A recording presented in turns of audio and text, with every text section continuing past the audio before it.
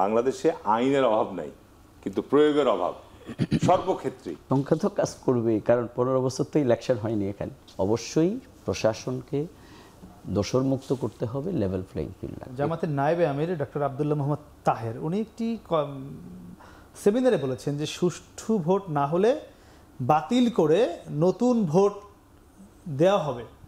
প্রধান উপদেষ্টার কাছে তারা এমন ঘোষণা চায় জামাত, এবং সেটি চায় নির্বাচনের আগেই। না, এটা তো আপনার আছে আরপিওর মধ্যে। আপনার যে বর্তমান যে আরপিও আপনার করেছে, যদি নির্বাচন যেসব একটা নির্বাচনী এলাকায় একটা কেন্দ্রে যদি আপনার গোলযোগ হয়, বিশৃঙ্খলা, তাহলে নির্বাচন স্থগিত হয়ে যাবে বলা আছে। বা আপনার এরকম একাধিক কেন্দ্রে যদি এরকম গোলমাল থাকে, ওই গোটা নির্বাচন এলাকা পুনরায় নির্বাচন হবে, আছে তো সুতরাং আপনার এখানে আপনি 300 আসনে তো আপনার নির্বাচন সমস্ত স্থগিত করে দেওয়ার প্রয়োজন করবে না। আপনি একটা নির্বাচনে আয়োজন করছেন 300 আসনের মধ্যে, ধরেন যে সে 20টা আসনে এরকম হতে পারে, 30টা আসনে হতে পারে, সেই জায়গাগুলোতে আপনি পদক্ষেপ গ্রহণ করবেন। আর আপনি তো সুস্পষ্টভাবে বিধানগুলো নিয়ে আসা হয়েছে যে এগুলো যদি সত্যিকার কথা শুনেন, আরপিওতে যে আমাদের দেশের সংকট শুধু নির্বাচন কমিশন না, বাংলাদেশে আইনের অভাব নাই, কিন্তু প্রয়োগের অভাব সর্বক্ষেত্রেই। আমরা যদি আইনগুলো যথাযথভাবে চর্চা করি, বাস্তবায়ন করি, আমরা সবকিছু কিন্তু সুন্দরভাবে দেশে আমরা চালাতে পারি। ভাই, এই যেটি দাবিটি করেছে, এটি বিকেলের দিকে আপনি নিশ্চয়ই দেখেছেন, এই যে সুষ্ঠু ভোট না হলে নতুন করে ভোট দিতে হবে, বাতিল করতে হবে, মানে এই সংখ্যাটি কেন কাজ করছে জামাতের মধ্যে? না, এই সংখ্যা তো কাজ করবেই, কারণ 15 বছর তো ইলেকশন হয়নি এখানে। সুতরাং মূল কথাটা যেটা আসলে আমরা এই যে সংস্কার, 15 বছর যারা ইলেকশন করেছিল তারা কিন্তু আবার এই মুহূর্তে দেশের মূল জায়গায় নাই, বা তারাই না, তারা মূল জায়গায় না থাকলেও তাদের দোসরেরা কিন্তু জায়গায় জায়গায় বসা আছে। আপনাকে এটা স্বীকার করতেই হবে যে আওয়ামী লীগের দোসর বিভিন্ন জায়গায় কিন্তু তাদের কার্যক্রম কিন্তু তারা পরিচালনা করছে। দ্বিতীয় হচ্ছে, এটা আমরা দাবি জানিয়েছি যে অবশ্যই প্রশাসনকে দোসর মুক্ত করতে হবে, লেভেল প্লেইং ফিল্ড লাগবে। এখানে যে কথাটা গুরুত্বপূর্ণ সেটি হচ্ছে যে আপনার এই দাবি আরপিওতে আছে, এটাকে এখন আরও সামনে নিয়ে আসে। দ্বিতীয় হচ্ছে যে আপনার যে ইলেকশনটা আমরা করতে যাচ্ছি, এই ইলেকশনে জনগণের যেই মানে মতের যেই প্রতিফলনটা আমরা দেখতে চাই, অর্থাৎ দীর্ঘদিন পরে যে ইলেকশনটা হচ্ছে, এটা নিয়ে মানুষের মধ্যে বিরাট আকাঙ্ক্ষা তৈরি হয়েছে, বিরাট।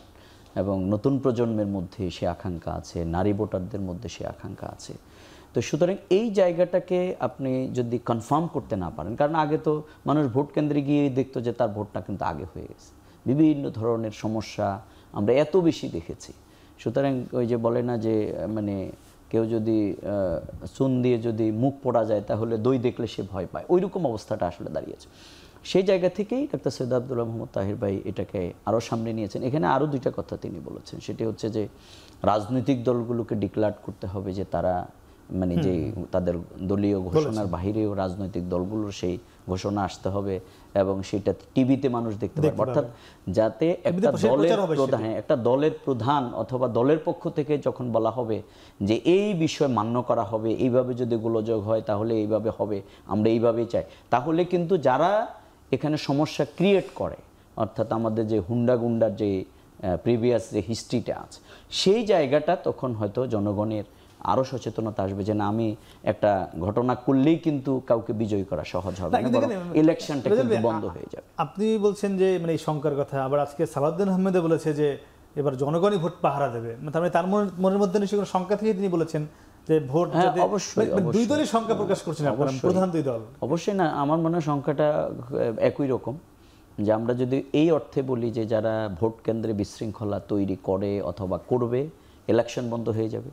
আর ওই অর্থে যদি বলি যে জনগণ দীর্ঘদিন এখানে ভোট দিতে পারে নাই, তাদের মধ্যে প্রচণ্ড এক আগ্রহ আছে, তাহলে জনগণই কিন্তু ভোট কেন্দ্র পাহারা দেবে। সুতরাং দুটো কিন্তু ল্যাঙ্গুয়েজ, গ্লাস পুরোটা খালি অথবা অর্ধেকে পানি আছে, একই রকম আর কি। সেই জায়গাটায় আমরা বিরুদ্ধে যাব। আমি যদি বলছিলাম যে জামাতের সংখ্যা প্রকাশ করছে যে আবার বিএনপিও করছে, কি আসলে জামাতের সংখ্যা কিন্তু একদম ভিন্ন, আমরা জিনিসটা ধরতে পারিনি সম্ভবত। আমি এটা আগেও পড়েছি, খেয়াল করলাম জনাব তাহের গোটা নির্বাচন বাতিলের কথা বলছেন। জি, মানে 5, 10, 15, 20 সিটের কথা না, স্পষ্টভাবে উনি এই গ্যারান্টি নতুন নির্বাচন দেবেন, মানে পুরো নির্বাচন বাতিল করে নতুন নির্বাচন দেবেন, এই ঘোষণা প্রধান উপদেষ্টা দিতে হবে।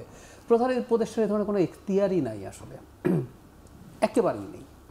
নির্বাচন কেমন হয়েছে, কি হয়েছে, এই এখতিয়ার প্রধান উপদেষ্টাই নেই। যে আমরা এতদিন একটা কথা বলতাম যে আমাদের কনস্টিটিউশনাল তাহলে কার আছে? এই নির্বাচন কমিশনও পুরো নির্বাচন বাতিল করে দেব, সব নির্বাচন বাতিল, নতুন করে নির্বাচন হবে, এই এখতিয়ার নেই। আরপিওতে শেখ হাসিনার সময় একটা অদ্ভুত নিয়ম করা হয়েছিল আগে, যে পুরো আপনার কনস্টিটিউয়েন্সি নির্বাচন বাতিল করার ক্ষমতা কিন্তু আগে ছিল, এটা বাতিল করে দেওয়া হয়েছিল এই হাসিনার এই যে 24 নির্বাচনের আগে।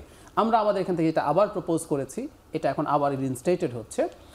অনেকগুলো সিট করতে পারেন, মানে ধরুন যদি 50টা সিটের প্রবলেম মানে 50টা করবেন, কিন্তু গোটা নির্বাচন বাতিল হয়ে গেছে, নতুন করে নির্বাচন, এই ক্ষমতা নির্বাচন কমিশন ক্ষমতা আসতে পারে কিনা? এখন তো অনেক কিছুই নতুন নতুন আমার কাছে হচ্ছে, এখতিয়ার। না মানে এটা এইভাবে এটা অবাস্তব। আচ্ছা, এই দুই দলের সংখ্যা কি করছে? সংখ্যা হচ্ছে এগুলো এগুলো এগুলো বিএনপি করছে নাকি বলার জন্য বলা কোনটা? না, বলার জন্য বলা না। এই মুহূর্তে দলগুলো পরস্পরকে এবং প্রত্যেকে সরকারকে চাপে রাখতে চায়। খেয়াল করবেন ওই যে উপদেষ্টা নিরপেক্ষ না তালিকা বিএনপি দিয়েছে, বিএনপি দিয়েছে, জামাত দিয়েছে, এনসিপি দিয়েছে। তো এই পাল্টাপাল্টিগুলো প্রত্যেকের উপর এবং সরকারের উপরে চাপ রাখতে চায়, যাতে অন্তত কেউ এটা চায় না যে সরকার তার পক্ষ হয়ে কাজ করুক, সবাই এটা চায় যে সরকার নিউট্রালি যাতে নির্বাচন, সেটাই সবাই চাচ্ছে আর কি।